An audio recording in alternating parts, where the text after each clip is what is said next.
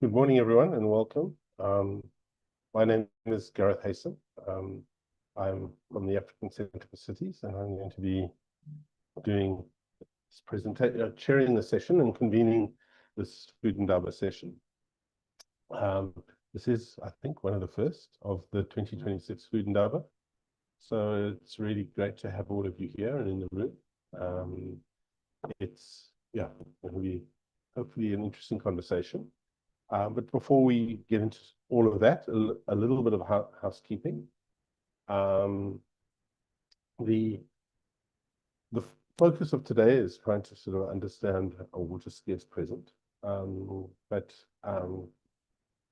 before we get into that, just to let you all know that you will all be muted. So if you do have any questions or comments you wish to make, please put them into the chat, and then I will go through those and pass them on to the various different presenters. So I will, if you can do it that way, it will really help us. Just to let you know that the session is being recorded. And so just for full disclosure about the recording, as we do with all the Food Indaba discussions. And then it's also being live streamed at the moment on YouTube. So that streaming is going to be taking place. Most of the presenters are here. Some are still trying to connect, but we'll try to manage that process as we move along. But I just want to set the scene very briefly. I think for many people, imagine infrastructure and the connection between water and infrastructure in cities as being about the hard pipes, the kind of connectivity, the networks. And I think what we're going to try and engage today is trying to speak to a little bit really nuance how we understand infrastructure from the centrally controlled area. And the reason for that is part of the theme around the Food Indaba at the moment is to try and understand this connection between various different forms of water, the flows of water, etc. And in doing that, we want to try and understand if we are trying to anticipate a water scarce future, is it worth looking and how can we look at people who are currently experiencing scarcity and navigating that scarcity in cities in Africa and the global south? And so we're trying to understand those that are engaging the water scarce present in the global south already and ask if there are clues around how they're navigating that process as to how we might try and imagine a different This is it, Leila. But the other component of this is that we really want to try and see infrastructure as being more than just about the physical pipes and connections and networks. We want to understand kind of more nuanced view from the bottom up, from the south, around how society engages with water and the negotiations and the sort of what we call social infrastructure and how that connects into these various different places. And then the last part of the process today is that we're actively trying to understand, when we try to understand cities of the south, we often imagine a Lagos or a New Delhi or one of these very large southern cities. And I think where most of the urbanization is taking place is in southern cities, is in secondary or intermediary cities. And so what we're trying to understand is what's happening in these different cities from different scales. So we will hear from a city of Bangalore, and Rochelle will speak to the kind of scale and the population of Bangalore, but equally to a city like Cape Town or to Tamale in northern Ghana or in the Western Cape of South Africa to Mossel Bay. So very different size intermediary cities and trying to engage and understand those challenges. So we've got some great discussants speaking. So Rochelle Kandawal from the Indian Institute of Human Settlements will speak about the work that she's been doing in Bangalore. Mercy Brown-Lutongo from the University of Cape Town will speak to the work that she was involved in Mossel Bay. And then Isahako Faseni will speak around the work in Tamale, involved in Ghana. And Tamsin Farragut will speak to some of the work that's happening around the relationships between water and others in the city of Cape Town. So these conversations, so what I ask of all of you in the virtual room is if you can possibly just And if you can put your questions in the chat, and then we will ask those questions and engage later. So the presenters are going to talk through some of their slides and give you some visual ideas and cues of this. And thereafter, we'll have a conversation in the kind of context of an indaba.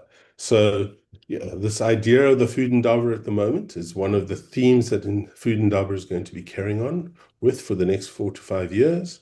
This one looks at the questions of rainfall. It looks at questions around aquifers. It looks at the oceans, and the kind of flows of this and kind of sort of the regional food system. So under the concept of raw. So hence the water-food connection for this conversation. So just for some of our international colleagues joining, others who might not know the term indaba is really a meeting to discuss a serious topic. And the idea of indaba is it's not a sage on the stage, one group of people talking, or that's how we structured it today. It is also about actively trying to gain feedback from others and have a conversation with others. So please do engage in the chat from that part of the process. So I'm not going to continue speaking any longer. I'm going to hand over to our colleagues. So to Roshali, please feel free to continue, introduce yourself, and we can continue straight away from there.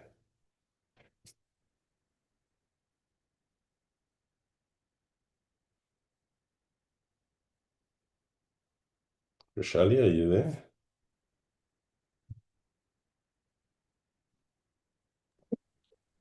Hi, can you hear me?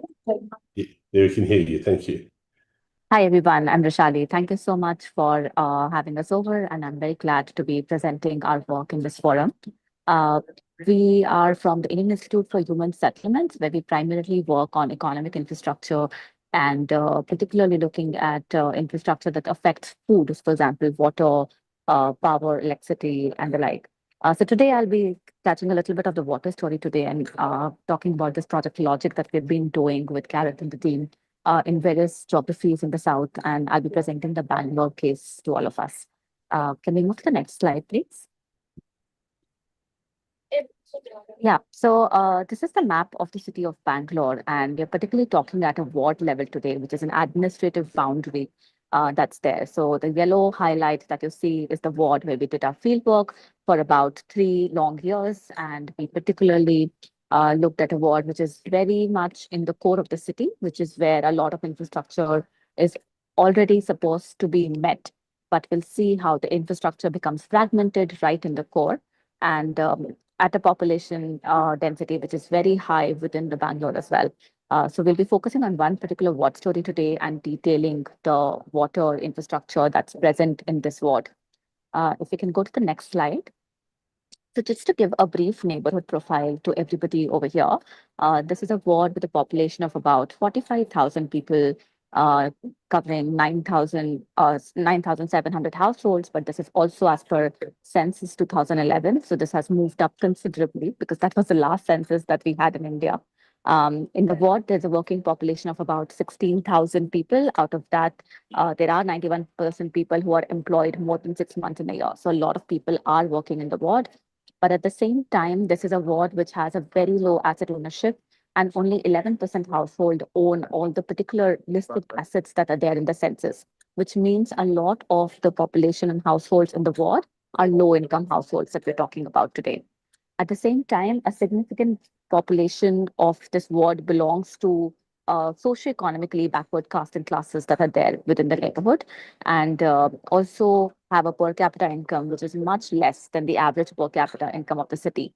So even though we're talking about a ward which is very much in the center of Bangalore, which is a global city now, but we're talking about a population and households which are significantly facing a lot of issues in terms of income, in terms of infrastructure access, housing conditions, etc.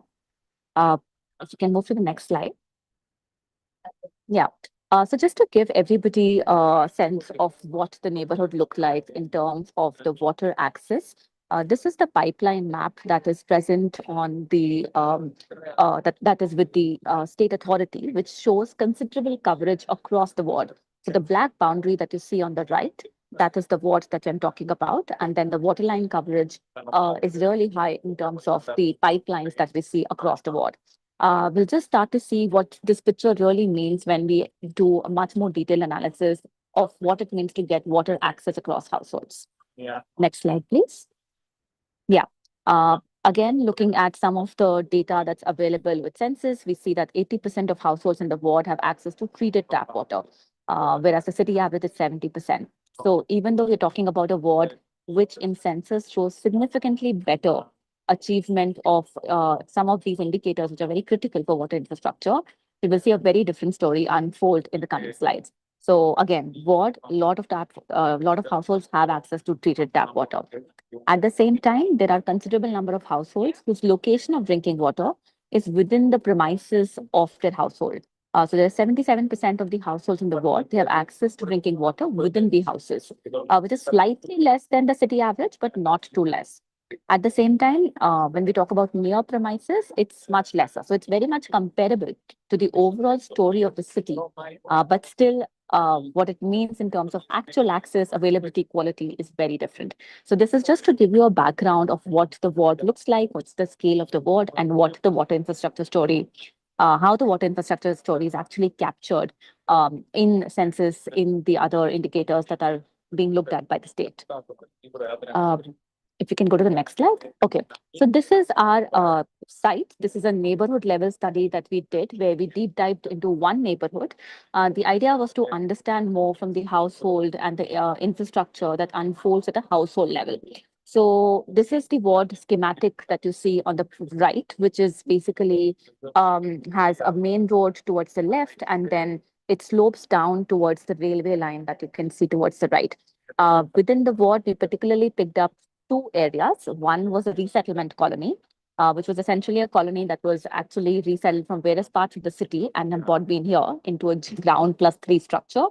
And the other was a more incremental housing that people have been living in for the long period of time. So what you see as the towards the other end, towards the north side, is where we're talking about the incremental housing that we were looking at very closely. Now, these two are very interesting because the resettlement colony is provided by the state. It is provided by the government. People have been allocated houses, but still the infrastructure story is very similar to what we see in the incremental housing site, which is the site where people have built by themselves. So even though the two provisioning stories of the housing infrastructure is very different, the water story, the infrastructure story unfolds in a very similar manner. If we can go to the next slide, please. Yeah, so this is the resettlement colony that I've been talking about. This is the ground plus 3 structure. It is considerably better than a lot of other resettlement colonies that we have in India, which has some balconies, some open spaces, and also it has it's not very high rise buildings, which makes accessibility an issue. So it's not great, but it's also not below average in terms of the resettlement colonies that are there across the country. Yeah, so now I'm going to deep dive into the particular water infrastructure that's there in the neighborhood. And it's important to actually detail a little bit about each of them, because it tells us a story of how there's a multiplicity of water infrastructure that exists in the neighborhood, but still at the end of it, it creates a water scarcity situation that's there with the households, impacting the way in which households access food, in which households prepare their food, consume food, and also go to work. So it has a series of cascading effects on the food infrastructure, which is very closely linked and which also very closely, plays out in the everyday lives of residents. So this is the first actually water infrastructure. That's the city level grid, which is provided by the Bangalore Water Sewerage and Service Board, which is the authority which takes care of all the water infrastructure in the city. They laid out the pipelines back in 1975, but this was also done very incrementally, where they first started with putting up stand posts so that, a couple of households could share the water, but then it slowly became tap water within the houses, although most houses still do not have access to Kaveri pipeline water that's there. However, the important thing to note is that even though the pipeline exists, the water supply is still very inconsistent. It comes about 2 to 3 times in a week. It also depends on the valve man who's actually releasing the water to the household. So there's significant pressure difference within the water grid that's there, given the topography of the neighborhood. So even though there is an infrastructure that looks quite uniform, and if you remember the map that we started with, which is the pipeline map, the uniformity is really not captured, in these, the differences are not really captured in those grid lines that are there. So the grid lines are very different on the field. And these are the factors that really tell you how the water supply is being provided to the households. This is the water which is also primarily used for drinking purposes. So this becomes one of the key sources of water for all households. The next water infrastructure, when we move to the next slide, we see is the borewell water supply, which is the untreated water. So the Kaveri is still the treated water, which people can directly consume. But the borewell water supply is the untreated water, which is provided by the municipality. So there's a difference in the state authority that we're talking about here. One is provided by the water board, the other is provided by the municipality. Recognizing that treated water is not enough, therefore borewells have been dug and people have been getting access to water through these community standposts again. However, the same situation also is true here, which is that the water is not equally distributed across the pipeline that's there in the bore wells. So some standposts get more water, some get less water, and therefore a lot of dependence is there on what bore well is able to draw water from the ground. So that becomes the main point over here. It's also driven by a motor pump, and there are significant repair costs that are involved in ensuring that the repair happens in time so that bore well water becomes accessible to people. So this infrastructure is in turn also dependent to the motor connection, to the way a valve man turns the bore, and then provides water to the household. So this is the second water infrastructure that's there, which is the untreated water, which most households use for all other purposes, such as cleaning utensils, cleaning clothes, etc. If we move to the next slide, which talks about the third water infrastructure, which is very important, which is the other off-grid water arrangements. So what we elaborated in the first two was still gridded to some extent, which had a grid as physical pipe running through the city, through the ward. But these are the more off-grid water arrangements, which are like standalone water arrangements that becomes very useful in times of crisis. So even though we have a Kaveri, which is a city level grid, and the borewell, which is a more local neighborhood level grid, these particular off-grid arrangements are super critical when we talk about times of disruption, times of crisis. There is a water ATM in the ward, which is actually there are two water ATMs in the ward, which functions as a source of drinking water. So there's a RO plant, a reverse osmosis plant that's being over here. And the people put a coin of 5 rupees and then they get 5 liters of water. So that's a more off-grid arrangement that's being used on a day-to-day basis by a lot of households, because some of them also don't trust the quality of the water that they get from the pipelines. The second is the water tanker, which is availed from various actually sources within the city, and this is being called upon by a lot of lot of protests and a lot of visits to the to the state office to ensure that they get a tanker when there is a disruption in the pipe water supply, or there is a mixing of the sewage and the treated pipe water, because of which people are not able to access water. So this becomes again very important when treated water comes in water tanker, and then households are able to get some water out of it. At the other end is the well, which is primarily non-functional right now in a lot of places, but it was one of the more important sources of water that were there. So we see that a lot of these water arrangements exist throughout the neighborhood. And when we go to the next slide, we see the range of this going from, actually, we can move to the next slide, Gareth. I'll cover this over there. Yeah. So when we look at this particular spectrum, there's a range of water infrastructure that's there, from the Kaveri pipeline to the community bore wells to the water ATM and the water tanker. And the multiplicity of these water infrastructure setups that are there is not because, that we are just adding onto the layer of each other, saying that we are strengthening this, but it's actually a patchwork that's coming together to ensure that there is some system that is available that ensures that water becomes available and accessible to the household.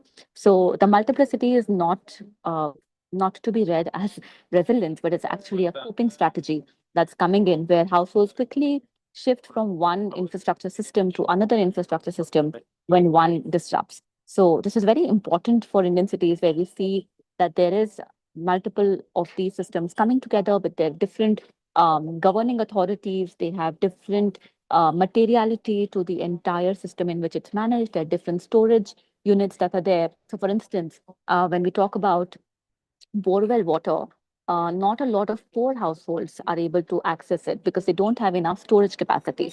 You need an overhead sump to actually store borewell water.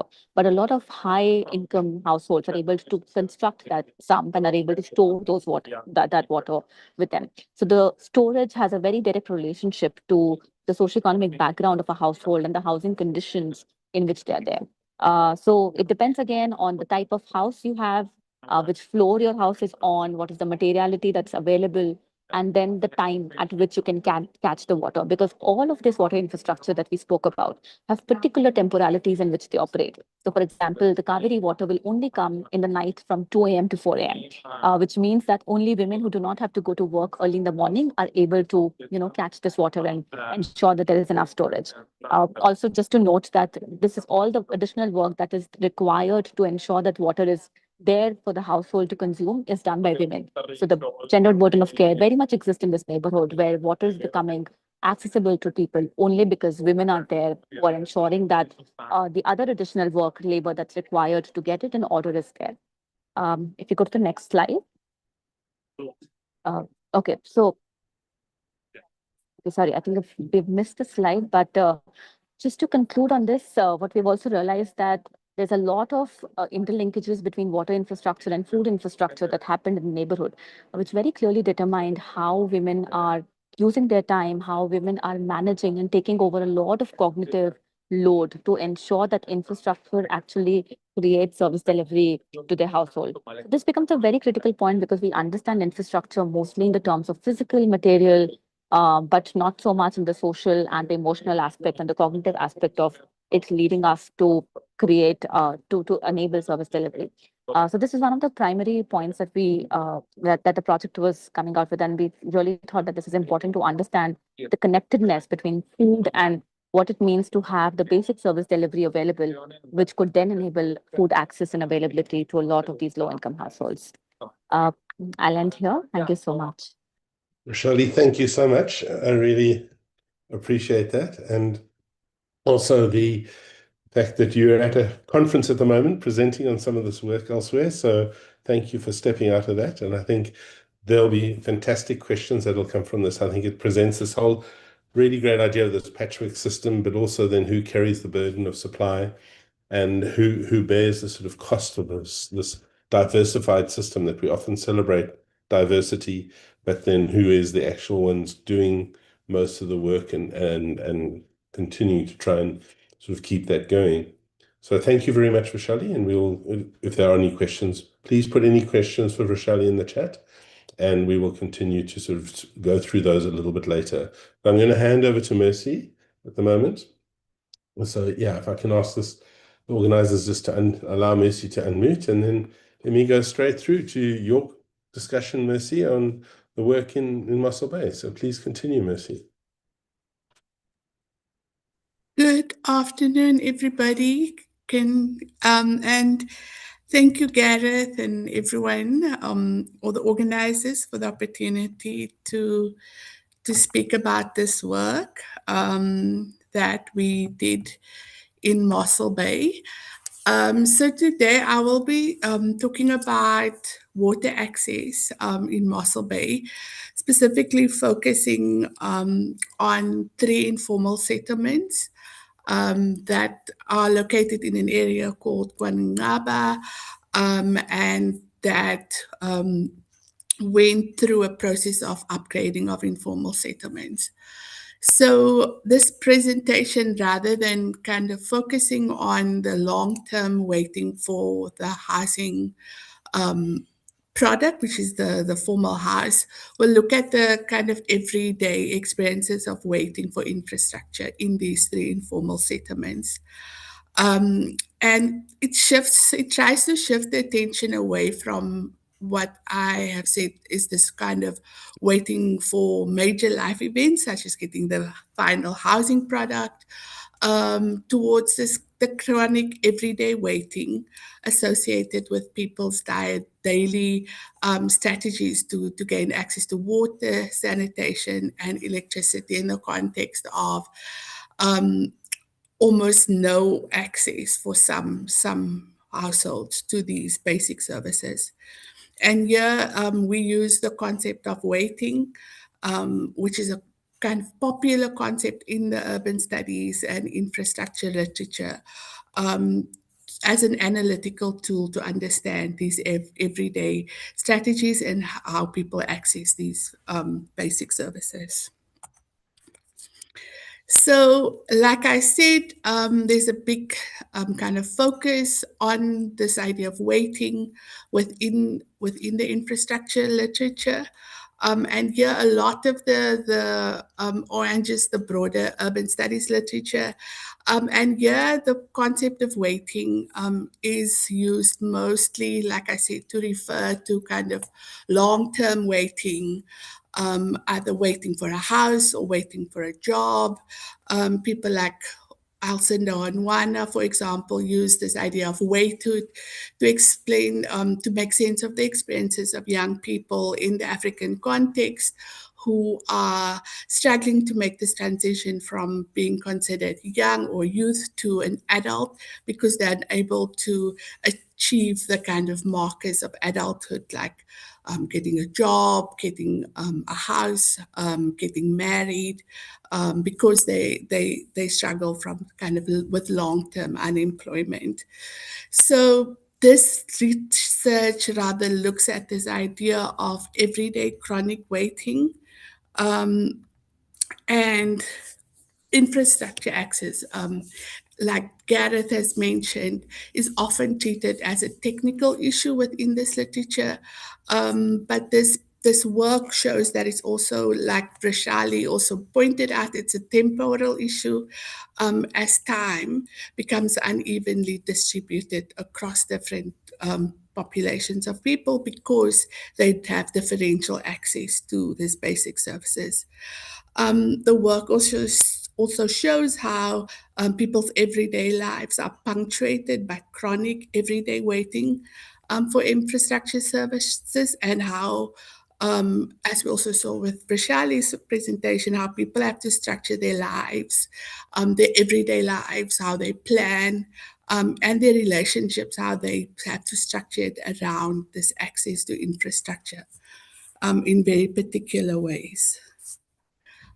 Sorry, have I said move to the next slide? Yeah, Sorry. I have moved, so I'm on the research and context for now, so you can explain it. Thanks, Messi. Sorry, I Thanks, bounced a David. little. I was a bit quick. Okay, that's fine. So the next slide, where are we? So Uh, we just where you described the context, so Mossel Bay, the methods, and why Mossel Bay. okay, so in terms of the research context, like I said, we did this work in Mossel Bay, and Gareth gave a little bit of an overview of this kind of focus on secondary cities.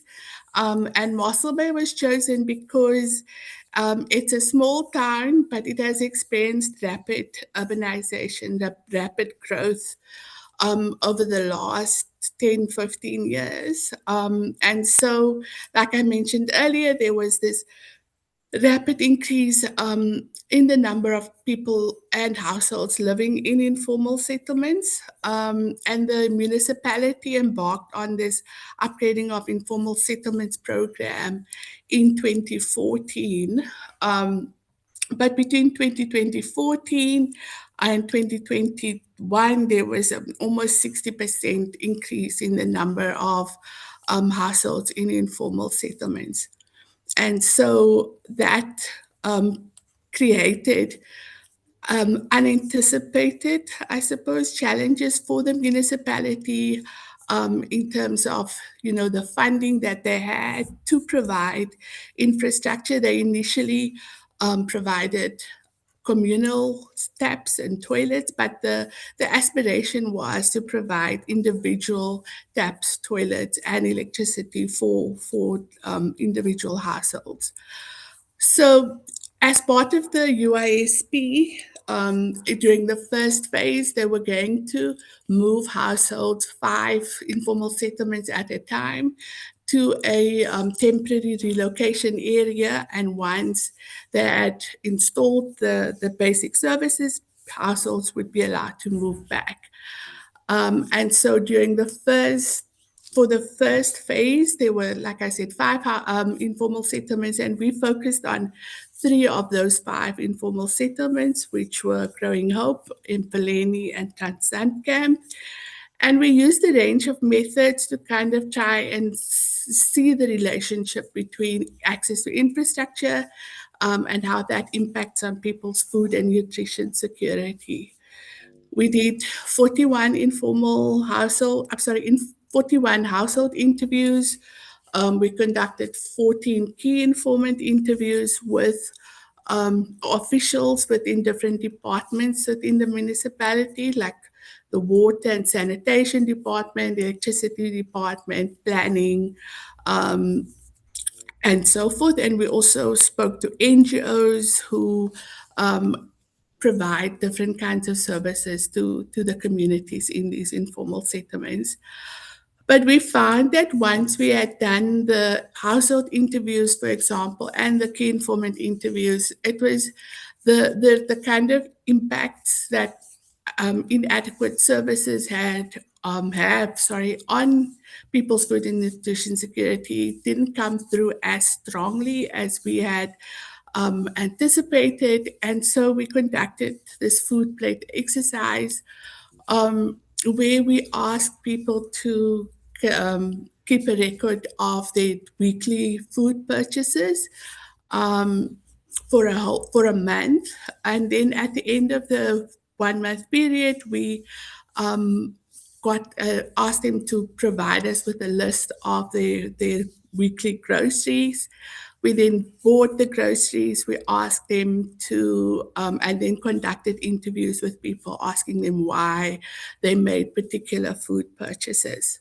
And that for us gave us a real sense of how access to infrastructure like water, like electricity in particular, impact on the choices that people make around what foods they buy, how they store their food, how they prepare their food. Next slide. I hope we're on the On the table. Yeah, the table that shows just gives a picture of the kind of access to infrastructure that people had, particularly toilets and taps. So Empeleni was the biggest of the 3 informal settlements with 860 households. Transandkamp was the smallest one with 60 households. And Growing Hope had 560 households. But if you look, especially in terms of water, so taps, Growing Hope was the informal settlement with the worst kind of access to basic infrastructure like water and sanitation. There was 1 tap for 560 households, which was way, way below the kind of expected national standards. And this creates congestion, low pressure, and long waiting times for peoples. So during peak times, for example, when people return from work or on weekends when most people are at home, the water pressure from the taps are very low, leading to significant waiting time to fill their water buckets, for example.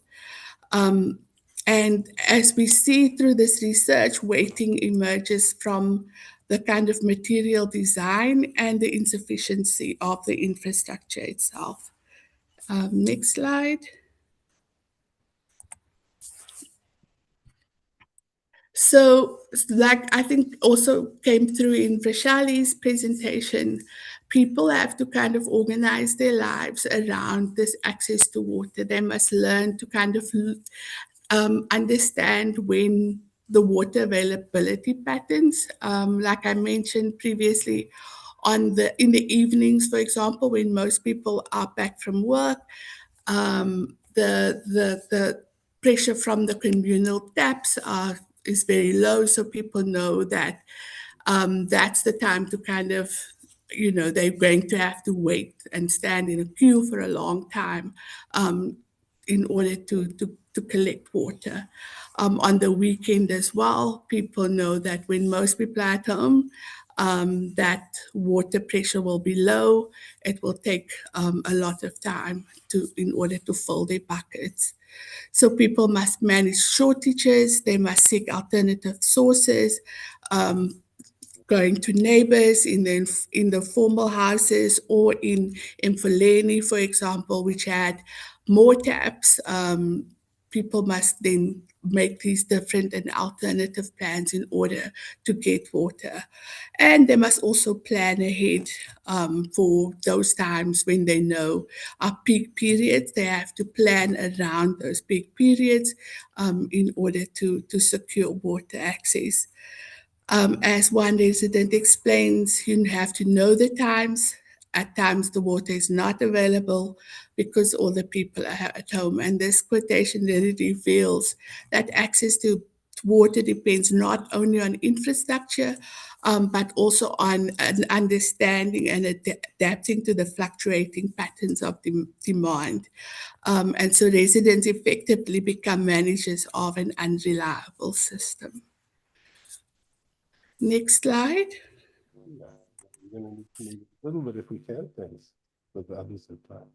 So this exerts an enormous pressure on individuals, on households, when they have to kind of plan their whole lives around this availability of infrastructure. People have to collect water from communal taps or from neighbors in informal houses. Informal houses. And so a lot of time is spent monitoring water pressure, filling containers, as you can see from the photos, walking long distances to collect this water, and seeking alternative taps. So this infrastructure deficits shift responsibility from the state to households, and demands what in the literature is called this infrastructural labor, that people like Kathleen Stokes, Moeri Lohan, and many other scholars in the urban studies have referred to as this kind of infrastructure labor that people are forced to perform because they don't have access to quality infrastructure. Next one. And these have real impacts on people's food security and nutrition. And poor water access affects people's ability to prepare food consistently and safely, which contributes to broader food insecurity. Not only because of the lack of access to water, but people also spoke about how, especially when the water pressure is low or when lots of people have been filling their buckets, water would sometimes be green, which caused a lot of concern for people, which meant that they had to cook this or boil this water. And in a context where people already don't have access to stable electricity, for example, that just adds another burden. So it also shows how these different types of infrastructures, access to water, access to electricity, how it all are kind of the lack of access, how it compounds people's inequality, and also their health and well-being, especially in terms of their food and nutrition outcomes. The impacts are, delayed meals. People have to plan their cooking times around water availability, around electricity availability. Also reduced food choices. And if you look at the photos, especially for the first one, except for tomatoes, there's no other fresh fruit and vegetables. And even when people do buy meat, for example, they have to cook it and consume it on the same day because often they don't have access to to electricity to store fresh fruits and vegetables and meat safely. So this really limits the choices that people have in terms of food, different types of food. And yes, impacts their health, impacts their food and nutrition outcomes. Next one.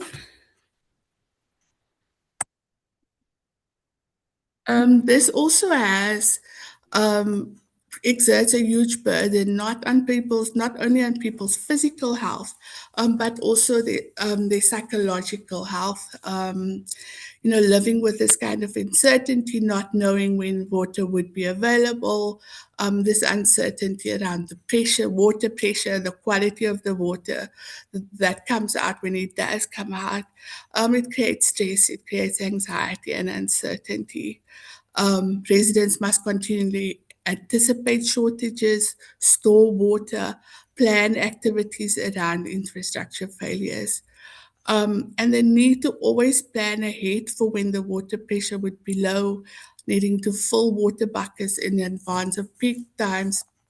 This exerts huge pressure on individuals and households, and particularly on women who are responsible for filling the buckets, making sure that water is stored, making sure that when there is to store water and in anticipation of when it would not be available.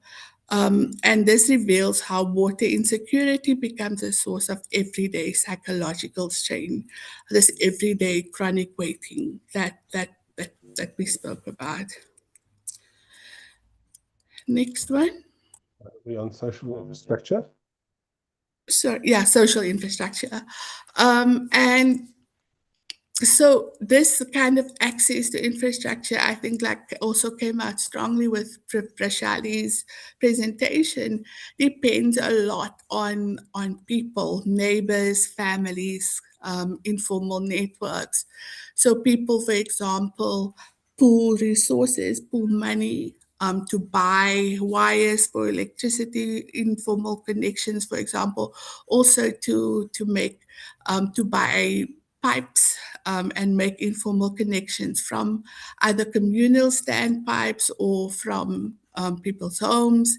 And so, yeah, there's this kind of social infrastructure, this infrastructural labor that we spoke about, that people depend on in order to make access to these infrastructures possible, however tenuous these may be.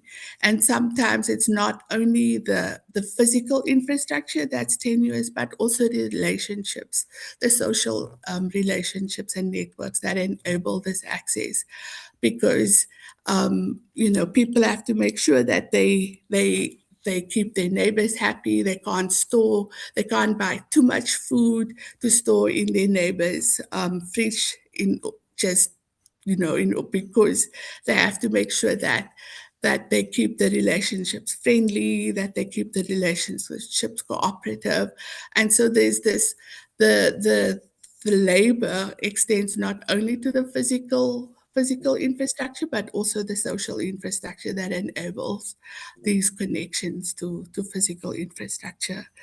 And so infrastructure simultaneously produces and depends upon social relations as friends, neighbors, and families become these crucial infrastructures of support. Next one. Thanks, Ms. One agency. We're going to need to start wrapping up. Yeah. Yeah. This is my second last one. I think what this work also shows is that waiting is not passive. Residents exercise agency through these informal and collective strategies to secure water. Like I mentioned, pooling money to hire plumbers, informally connecting to communal water systems, and sometimes even installing their own pipes and taps within their shacks, and sharing resources through these social networks. So one respondent, for example, notes that since the toilets are far, we installed our own pipes to draw water from the toilets. The water standpipe you see near the gate is the one we installed for our home. And so this demonstrates active negotiation of waiting through community action and improvisation.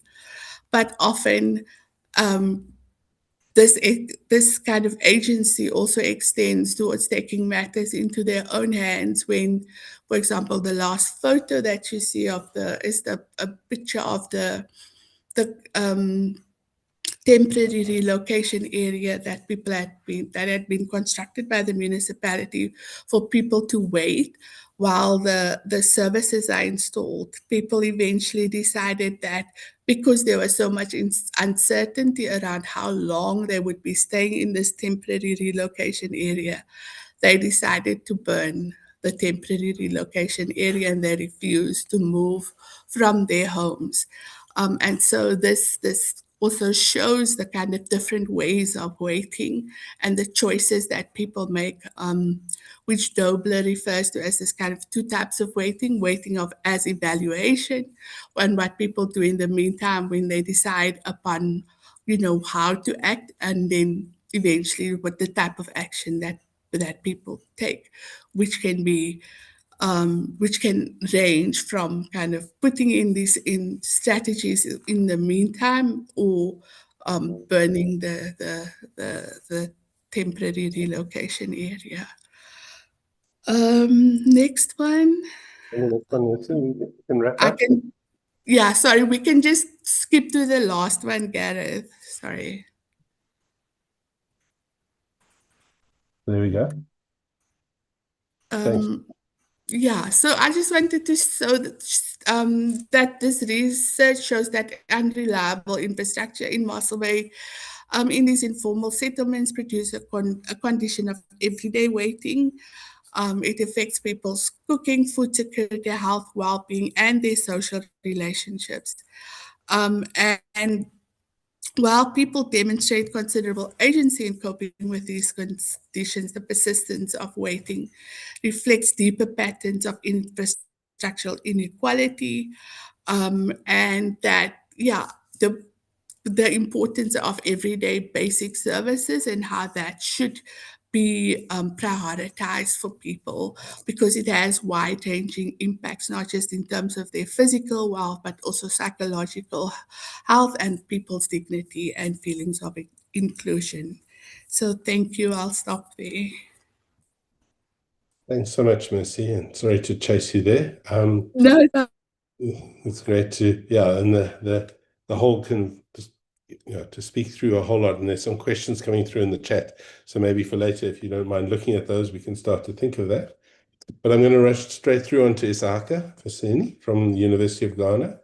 If everyone can just unmute Isahaka so he can present. And Isahaka, welcome. And we can. Yes. Thank you, Gary. Good morning. Morning, I can hear you. Yes, so I'm continuing the conversation from Tamale, Ghana. And just to give you a kind of mental map of Tamale, is in the northern part of Ghana. The third largest city in Ghana, but is a secondary city.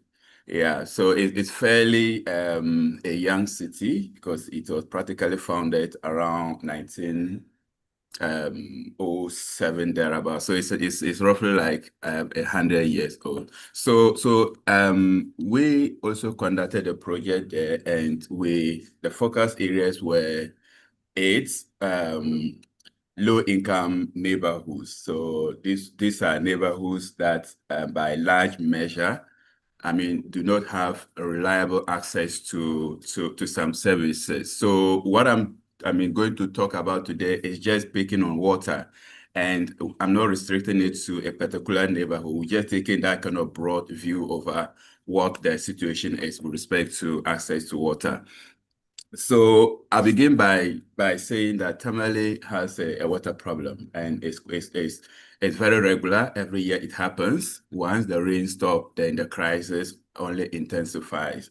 Yeah, and the problem is partly due to the fact that Ghana Water Company, which is responsible for urban water supply across Ghana, they have underinvested in, their production, treatment, and then distribution aspect of their operations. And the result is that supply is very erratic. And then they resort to rationing as a way of getting, access to many people. But then the issue of seasonality is a big thing, so that when at the height of the crisis, even rationing doesn't, help much. Yeah, so the result is that people will have to find a way of surviving the situation. So they resort to different sources of accessing water, and I will talk about this then. So just to give you the sense of the problem, you see media articles. So one saying that the water crisis bites harder, disrupts Ramadan observance and all of that. Then the water crisis, a call to action. If you tune into community radio station on like mornings and everything, the most topical issue that you encounter is likely to be water. So that's how the situation is now. So please, the next slide. So we are saying that the situation, I talked about the limited investment to production capacity and as well as distribution. So this is how it is. So when the current water system was established way back in 1972, the capacity was about 13,000 cubic meters per day, and they were targeting a population of about 50,000. That got upgraded to 25,000, and sometime back in 2008, it again got upgraded to 45,000. But the current population of Tamale is roughly like 900,000. So that is, the current capacity is woefully inadequate to supply and then distribute to every part of the city. And on top of that, it's not just Tamale. There are about 3 other local municipalities that also depend on this. So if you do a rough calculation, you are looking at about 1.5 million people or so depending on this. But even though the installed capacity at the moment is about 45,000, daily production is only around 30,000. But daily demand in Tamale alone is currently estimated at about 90,000. That's about 3 times what we currently get from the production. And just also to let you know how limited access is in terms of people having own like home connections. It's roughly about 40% of households in the city that can boast of having in-house connection. And the problem is that because of low level of coverage, geography is very important, which means that depending on where in the city you are located, you can get, water, if they are rational, maybe 2 times a week, once a week, or some people even get once every 3 months, depending on where you are. So if you look at the image here, you see the water infrastructure. So the water system is located in the northeast western part of the city. So neighborhood or communities located along that line, they have access all the way to the central location where they have access. But a vast majority of the peri-urban areas or new area, they do not have pipe connection. So that is a physical limitation that people face when it comes to accessing water. The next slide. You there? Yeah, so still talking about the inefficiencies that are associated with production and distribution. Even with the limited that is produced, you still have up to about 30% losses because their infrastructure is obsolete. Leakages everywhere and all of that. And they also, to compound the problem, is the fact that they also suffer serious revenue losses. Of course, if you have up to 30% of your, water, getting lost in the, through the distribution channel, then it's only logical that you will suffer losses. But the losses are also attributed to illegal connections. So people connect illegally and they don't pay. They are not metered and all of that. But it's also because they are very rigid in an attempt to expand the network. So people come together, communities come together, pool resources, like I think was it Messi or Rashid saying about hiring plumbers, and they connect. But these are licensed plumbers, Ghana Water Company plumber, they will come and do the work. But a lot of the time, they connive with people to do the wrong thing because people give them some money and then they do illegal connection for them. So that is how it is. So over time, there has been efforts to try and improve the situation. Every government comes and then they promise A and B, but we are not really seeing significant changes. So an example was this project that was launched by the previous government. They cut a sort to a March fanfare, 277 million euros secured to build a new water facility that was supposed to produce about 135,000 cubic meters a day. That was a very big promise, and everyone was hopeful, but it failed because if you follow the international news, I think about around 2022, 2023, the Ghana default, in its debt payment. And this money was coming from, I think, from EU. So when they defaulted, I think EU withheld this money. So the money was no longer available to do that. So currently, the current government, sorry, Gary moves so fast. So the current government is saying that they will revisit the matter, but they will mobilize local resources to get it done. So in the picture there, you see the president recently, visited our king, the king of the Dagwan Kingdom, and he was assuring him that he was going to do everything possible to solve the Tamale water problem as well as Yendi. So Yendi is the traditional capital of the Dagwan Kingdom. So, and that place also suffers water crisis, just like Tamale. The next slide, please. So,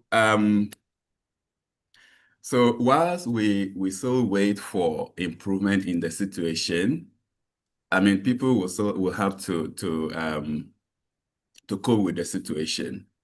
And the coping starts with, as I said, Ghana Water Company doing rationing. But the rationing is very, very ineffective to the point that now tanker business is booming in Tamale. And now people are accusing Ghana Water that they are hoarding water to sell because they feel that they are losing revenue through, the distribution channel, and they want to make money by selling water. But that is denying many households from getting water. So there is that kind of back and forth accusation with Ghana Water Company. And so in terms of actual coping strategies, you see people depending on the 3-tier water retail system. So you have the tanker services, you have the tricycles, and then you also have people who just carry water on their head, walking through the city, and then they are selling. Depending on the level of income or the quantity of water that a person needs or household needs, then you can patronize one of these three. But in large part, low-income families or residents, they depend so much on the on-foot porters as well as the tricycles. But then that also means that they'll have to build some relationships to be able to get water. The next slide, please. So now I just want us to look at how these relationships work. That is the social, engineering aspect of things. So the first level that we can see how people try to cope with the situation is, alternative water, sources. And one popular one is boreholes, that mechanized boreholes. So there are 3 main ways that communities access this. So the first one is engaging in transactional politics, whereby the sitting MPs, if you are interested in winning the next elections, you have to make sure that on your campaign platform, you can point to 1 or 3 boreholes that you have sunk for the communities. These are verifiable and all of that. Or if you are intending to contest as an MP or whatever, you need to give people the strongest assurance possible. But it's not just in the matter of where you need to prove, I have done this before people can vote for you. Another level is that people partner with NGOs, they appeal to NGOs, NGOs come in and then help. And then also another level is faith-based kind of organization. So you have different faiths, particularly Muslim and Christian, coming in to support. So the map you see here is, I mean, the location of the different boreholes that people have sunk for communities within the Tamale metropolis. And these are, I mean, all of these are done by these 3 categories of survey providers that I've mentioned. The next slide, please. Yeah, so this is an example of I mean, a mechanized well that was sunk by an MP. This is one of the highest yielding boreholes at the center of one of the communities that we studied. It's very popular, the yield is very high, and most of the time, I think people even travel from like 2 kilometers, 3 kilometers, going there to access it. So it's not only for the neighborhood that it is located. Anybody, it's a public property, anybody can come from wherever to access water from there. Next slide. Yeah, so this is, I mean, a breakdown of where the faith, I mean, based charities are coming from to help support the water situation in Tamale. So majority of them come from the Middle Eastern countries. So you have the UAE, the Qatar, Saudi, Turkey, and then you also have a few of them coming from UK, from North America. So the UK and the North American ones are Christian based, and the Middle East, as you will imagine, they are Muslim based. So they are very, very active and they help. And I know for the Middle Eastern guys, for example, when they come, they will survey their neighborhood, for example, if water, so the water table in Tamale is very low, you only have pockets of places where you can have appreciable yield from, I mean, sinking a well. So when they do their survey and then, I mean, they find water in your house, they will engage with you, whether you are Christian or you are Muslim. The assurance that you will give them is that, well, if you sink the well here, I'm not going to sell it, and I'm not going to use it, consider it as my personal property. So the community will use it. You give them that assurance, and they will sink it. And then if it's a walled property, then they will have to do the distribution pipe outside. They will take it outside so that people do not necessarily have to come inside your compound to access water. Then they will have their own metering or whatever there so that people will come and access. So these are some of the terms that they negotiate with people to be able to provide, I mean, water. The next slide, please. Yeah, so there are also dams. So dams are just community, like they are dug by communities themselves. Sometimes NGOs help them, even sometimes the local governments help them, especially when it comes to dredging. So, but these are not treated in any way. They just, I mean, dig a dam, water is collected during the rainy season, and then the community, they use it. They have their own management practices. Mostly the chief decides when to use it for what and that kind of thing. But these do not last many months after the rain. So it's not a very reliable source of water. But there is one that is quite very important. Water in it lasts a bit longer, and it is located in one of the driest or the water scarce communities I mean, in Tamale. And that one, I think that the next picture will show it or something like that. Next slide. Yeah, so this is the dam. So the community is called the Tuyele. It's in the southern tip of the municipality. So this dam is very, very important. And so what you find here is people just being innovative. So people have water pumps. They do their whatever informal kind of connection. So they come, their intention is not to make money. So they just want to make life easy for people. So the tricycles that you see here, each of them, the full load is exactly 30 drams that you see in the image. And when this guy fills all 30, they take like 3 cedis, the local currency. The tricycle guy goes to sell it between 30 and then 50 cedis, depending on where they sell. So these guys, they know that they are not making much compared to how much these guys are, but they say it's an obligation that they owe to their community. Even when there was increment, in fuel prices, they still maintained the 3 cedis because they felt that they were serving their community. And what they do is that so you are seeing young men here, but if women, visited the place, for women, they feel for them for free. Even if you came with 10 tricycles, they will feel for you for free.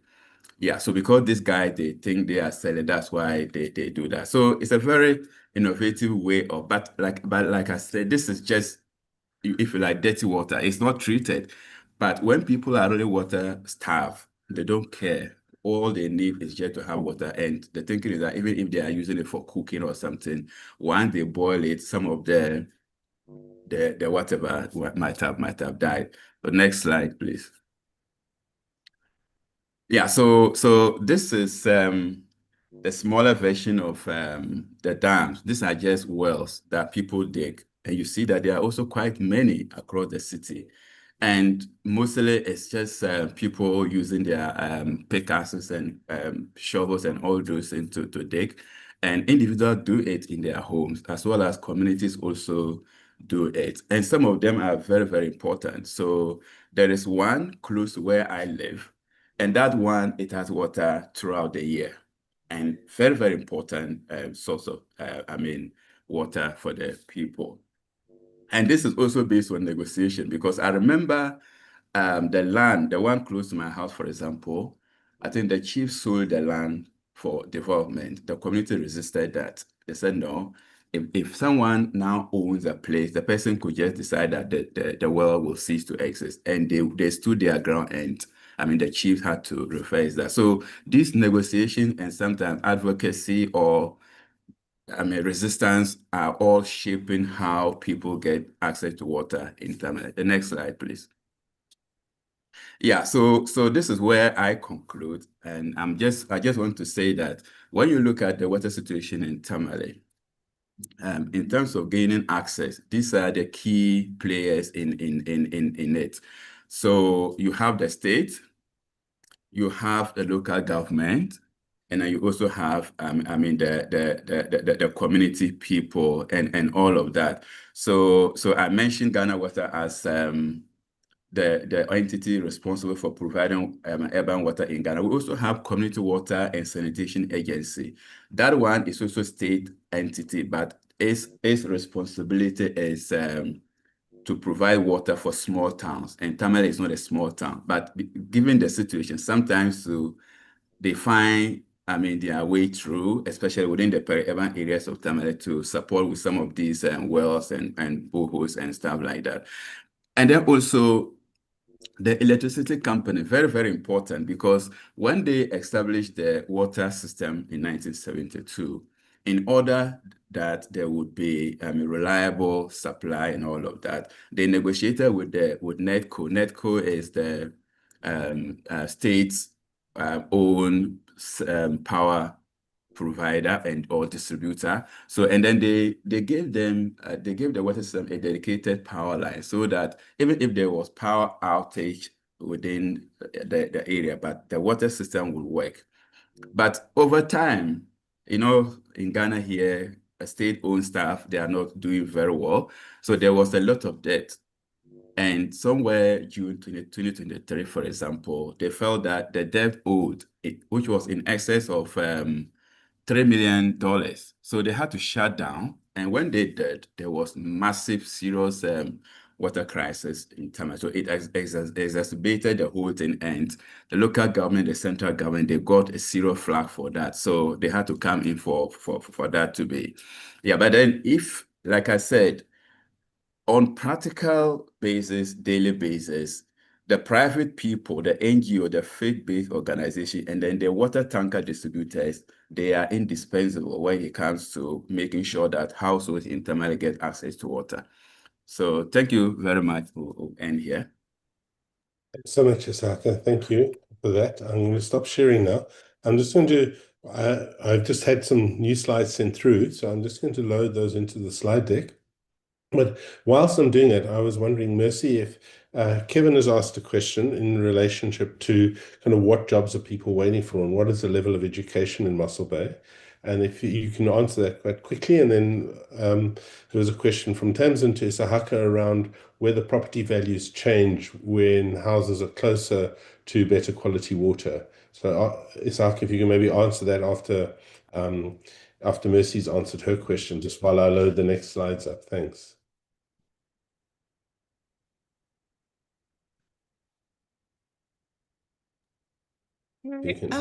Thanks, Gareth, and thank you for the questions.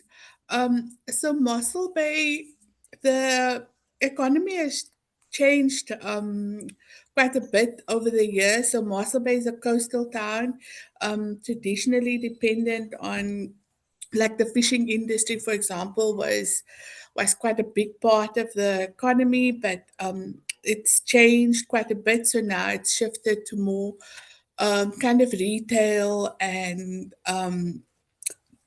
so people, the kind of jobs and also the informal economy, informal sector has also plays also a big role in terms of providing jobs for people. So I think that's also, I think but still there's kind of a diversity of, so there's the fishing industry, not as important as it used to be, but also providing jobs, retail. There are a couple of factories like Nestle, for example. So I think that's part of the kind of drawing card for why people also move from other parts of the country to Mossel Bay in search of jobs. So both kind of, but low skilled kind of jobs, but also jobs in the informal economy. I think what was the other? I think what the level of education was like, but yeah, I think the level of education is kind of mostly at kind of secondary level, not a lot of post secondary education in Mossel Bay. So that's why I think there is this kind of competition for like middle, low skilled kind of jobs in Mossel Bay. Thanks so much. And then Isaka, just to Tamsin's question, just before I load the next set of slides up, is property values higher where there's better access to water?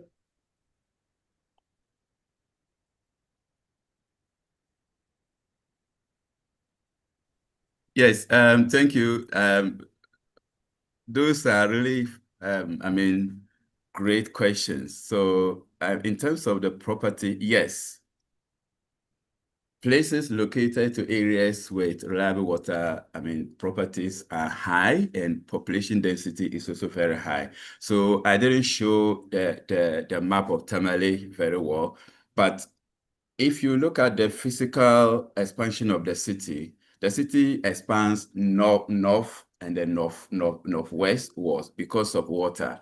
So that it also creates its own problem because traffic and all of that. And but the answer is yes. Properties are very expensive, and when land values also. If you go to a very rural area in the northern part of northern or northwestern part of Tamale, very rural area, and you find a piece of land the same size, then you go to a peri-urban area in the east or southern part, the rural land in northern part will be about 3 times higher, more expensive than the southern and western. So yes, that is the case. And Anesu's question is about negotiation, how they use. So maybe if we can come to the negotiation just now.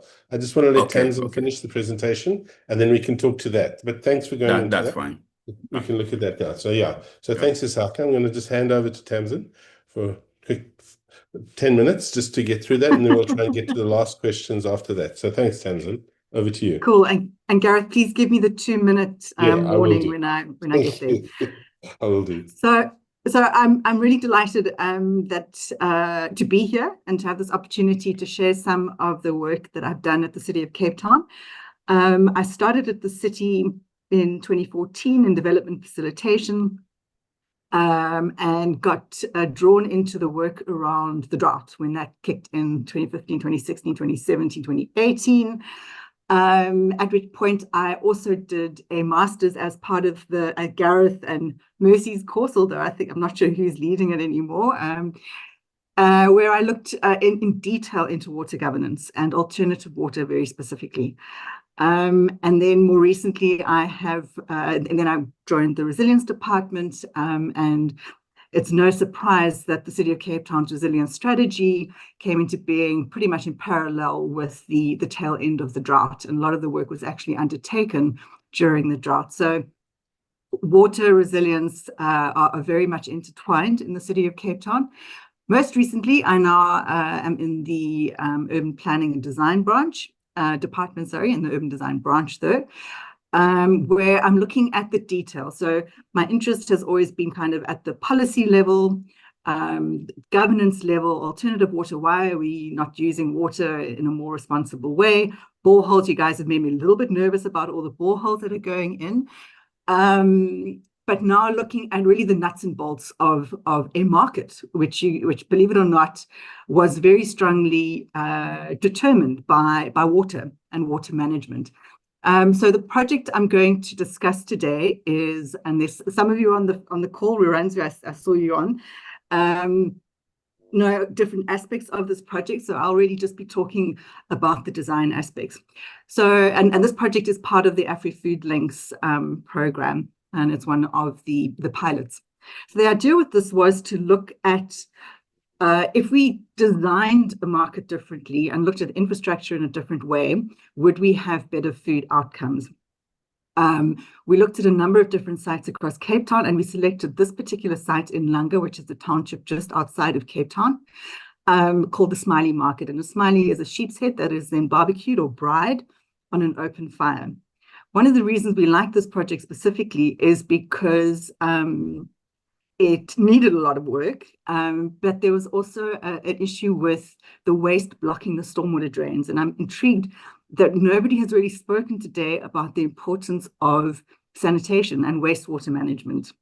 We can't talk about water only from the use end. You have to think about it as a cycle.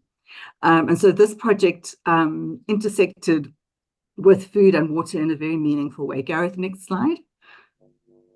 This is what the market looked like before, well, actually, this is midway between the interventions. You can see there's a lot of wood that gets used. You can see the open fires. If you look in the middle slide, in the little yellow crate, you can see the smileys. Water is very much part of the preparation, and you can imagine that of the smileys and of the tidying up of the site, but you can also imagine that water is an important part of keeping it safe. There are open fires, but what do you do with that wastewater as well? So next slide, please. So just to recognize that these slides I borrowed from the architects who are doing the detailed design for the Smiley Market. You can see on the left, still very informal areas and processes and whatnot. In the middle, you can see the display area. So again, there's a lappy in her hand, so a cloth, she's wiping that down. And on the right, there's the water. So all of these very informal systems coming together in this market that has been operational, by the way, for 30 years. It's not zoned for market activity. It's all been happening very organically.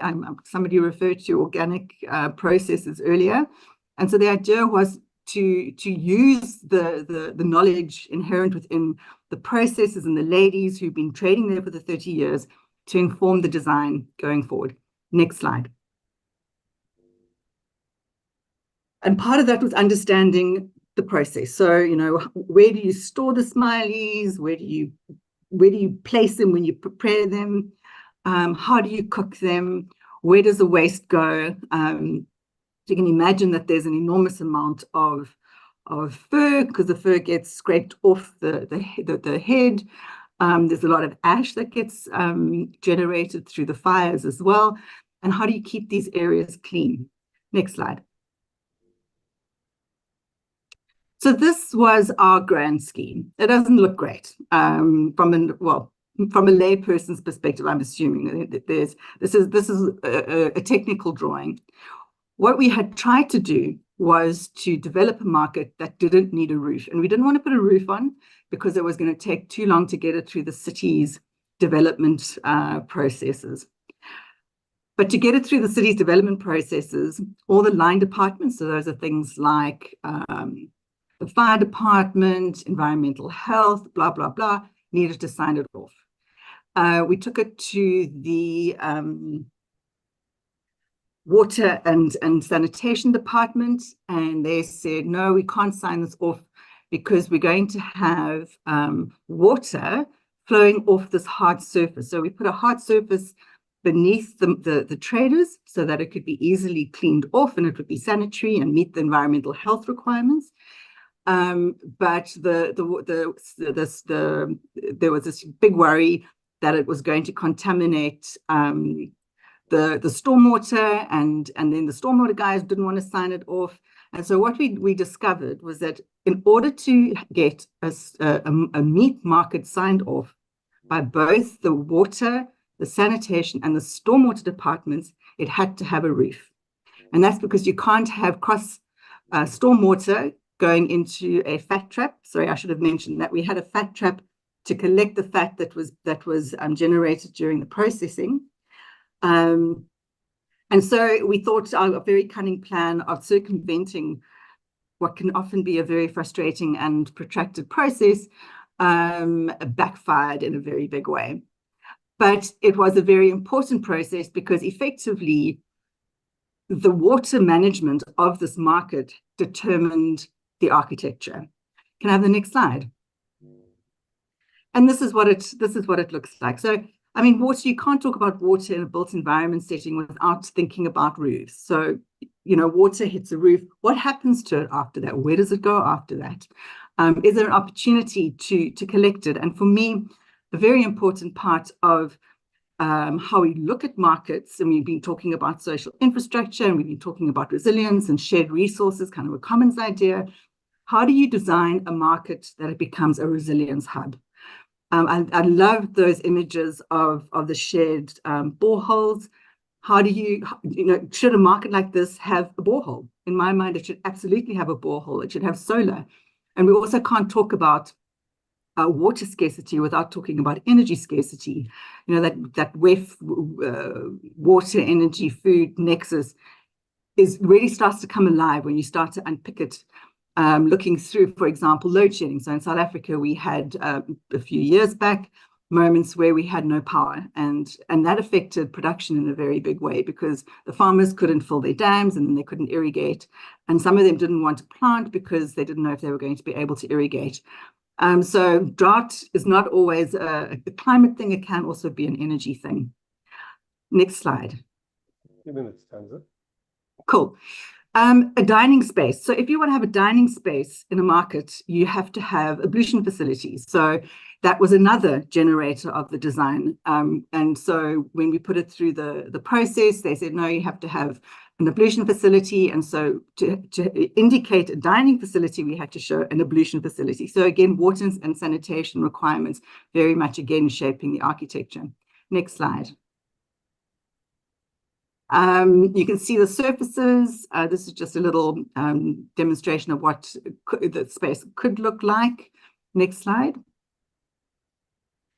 And again, the waste. You know, the architects hadn't thought of, you know, how do you clean a waste area? It gets messy, it gets smelly, there are flies. You need to be able to spray it down. You might want to do some washing as well on the left of pots, etc., etc. So water, the architects and the design team, this was also new to them. So we've kind of been on this really lovely journey both the previous designers as well as the current architects. Next slide.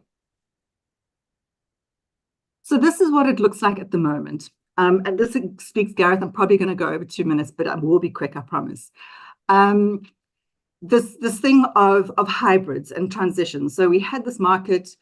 We had to put some interim infrastructures in order to get it through the winter and the summer while the design work was happening and while we were getting things through the city's processes. And so we have these gazebos. If you look at the gazebos under that table, kind of in the middle on the left slide, the left tent, there's a white bucket. What I said to the team was, you know, how do we meet the environmental health requirements which are in place to keep everybody safe, right? It's not necessarily onerous. There's a reason behind it. I mean, some of them are a bit weird, but you know, this is actually a good one that we should be trying to understand. Where does that wastewater go? We don't want to put it into the stormwater system because you know that it's going to block, and then there could be flooding, and then there are all sorts of other issues. Is there an interim way that we can manage this wastewater in a more kind of responsible way while we wait for the fat trap to be installed? And so what they developed was a bucket system whereby they basically strain the wastewater, and they collect the fat, and that wastewater is then a lot cleaner and more able to be dumped into hopefully a gully somewhere that then connects to the sewage system. And they found that fat was such a good quality that they were able to sell it. So there's this, you know, circularity. It's your water, energy, food system, but it's also this idea of hybrids and transitions, and how do you enable those in a way that keeps people moving forward. And so often, you know, if you want to get someone from an informal space to a more formal space, you need to put infrastructure in order to create those stepping stones. Gareth, thank you very much. I'm done. Emerson, thank you so much. Thanks, everyone. So we do have some time for some questions. I'm sorry, I've been the poor timekeeper, but I'm conscious that there's been content being presented, and so I wanted to allow that content to come through. So there have been some questions. I'm going to read them out quickly. So there was a question around the NGOs to Isahaka negotiating with society and wanting, you know, with the households, and whether people complain and what that means for them when their households are there. And then Robin, there was a question that kind of around sort of how people interact, and if you maybe want to just comment on that very briefly. And then Setembile asked Tanazan if you want to just elaborate on the tension between the time frame factor and the roof. So developing a quality structure and that, if you can read that maybe in a bit more detail in the chat, it is there. And while I'm doing that, if I can just ask everyone, there are some QR codes here, so one can check the Food Indaba kind of list. There's a feedback form, and then there's also a link to some of the living off grid work, which served some of the earlier presentations. So yeah, maybe Isahaka, and then to yourself, Tamsin. Yes, so thank you, guys. A quick one. Once again, thank you very much for those comments. So the first question by Anissa, yes, these inconveniences do occur. People feel disturbed and all of that, but overall, so they feel that, I mean, enduring the inconvenience is their own, I mean, way of contributing to solving the problem or granting access. So the key thing here is about solidarity, so and then empathy, and then also, so from the angle of faith, they also feel that it is part of, I mean, service to God and the service to people. So yeah, they complain, but they still allow access to people. So then the other one from Robin. So yes, so the community water governance system surrounding the dam is basically done at the chief's palace. So we have a very strong and respectful traditional system in Tamale, so that the local government people, they have to bow to the chiefs. So it is the chiefs, I mean, his elders, sometimes the chief alone, that decides everything. I remember the picture that I took of the Tui Dam.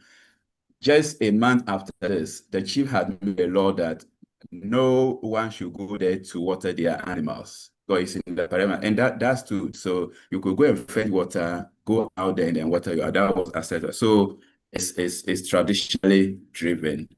Yeah. And That's yes, nice. Messi, you are right. I think that continuously people are coming out with ways to improve the situation. There is an NGO in Tamil that is currently partnering low-income households to get water and access, and they are experimenting quite a lot of innovative ideas. Thank you. Thanks, Isahaka. Thank you so much. And then I'll answer the question from Mercy, but maybe Tamsin, do you want to respond to the question around the roof? Yes, absolutely. So the timeline was a factor because we had funding that we needed to spend. That was the only reason. The idea was to do it in a phased approach, and we really wanted to be able to spend the funding before we lost the funding. And unfortunately, we actually lost the funding as AfriFood Links, but the City of Cape Town has now taken the entire project on.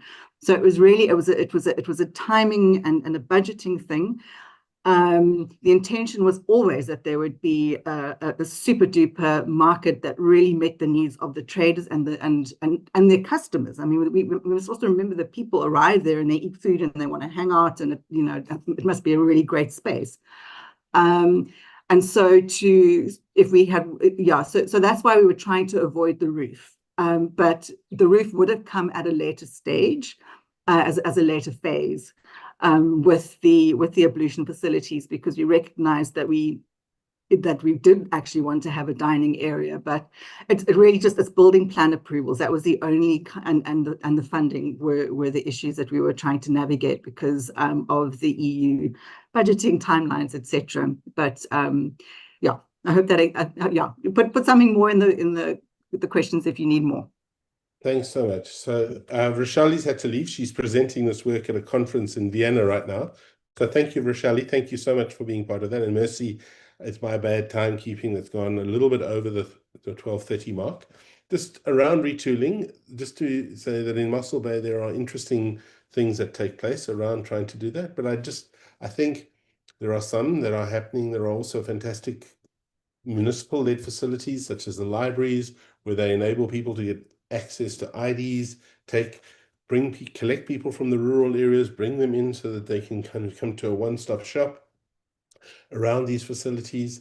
There's False Bay College. There's a number of places actively trying to help with kind of reskilling, etc., and supporting communities, but the scale is just something that is too great. And it is also a point of budget constraints, as Isahaka spoke to, and everything. So I think this challenge of urbanization, and just to kind of revert to colleagues of mine at the African Center for Cities, Edgar Peterson and Sue Parnell in their 2014 book, the sort of Africa's Urban Revolution, and it applies to the Global South, is because we're urbanizing at such a pace, the ability to fund and kind of maintain infrastructure becomes so constrained. And I think it's that catch-up that is always being played that I think was very evident in the presentations today as well.